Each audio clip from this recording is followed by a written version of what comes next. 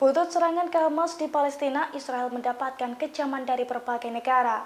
Setelah terdesak, kini Israel kepergok merekrut pendemo bayaran pro-Israel demi mendapatkan dukungan. Hal itu diketahui dari sebuah tangkapan layar yang beredar di media sosial dalam beberapa waktu belakangan. Dukungan yang sedang dicari Israel itu diketahui berasal dari koalisi kampus Israel atau ICC.